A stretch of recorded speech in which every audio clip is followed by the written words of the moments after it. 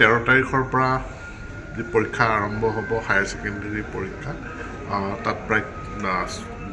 3 লাখ ছাত্ৰ ছাত্ৰী অৱতীৰ্ণ হ'ব মেট্ৰিকত 4,29,000 পৰীক্ষাৰ্থী উত্তীৰ্ণ হ'ব ইয়াৰ আগৰ কেইবছৰো আমি খুব সুন্দৰভাৱে আমাৰ অসমত পৰীক্ষা পৰিচালিত হৈছে মই ইতিমধ্যে নিজে DC SP সকলৰ লগত মিটিং কৰিছোঁ আমাৰ সকলো যাৱতীয় প্ৰস্তুতি আছে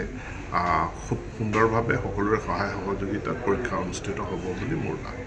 পূৰ্ব নিয়মখিনি বাহাল থাকিব নেকি CC কেমেৰা হওক বা ফ্লাইন্স থাকিব পেপাৰৰ ক্ষেত্ৰত কিবা হাল পেপাৰ কোড থাকিব নেকি ছাবজেক্ট ভেদে কালাৰ চব ইমান ডিটেইলছলৈকে আমি যোৱা উচিত গতিকে Assam state school education board এটা অট'নমাছ অৰ্গেনাইজেশ্যন আৰু তেওঁলোকৰ কনফিডেন্সিয়েল ডিপাৰ্টমেণ্ট কিছুমান আছে কনফিডেন্সিয়েল ব্ৰাঞ্চ আছে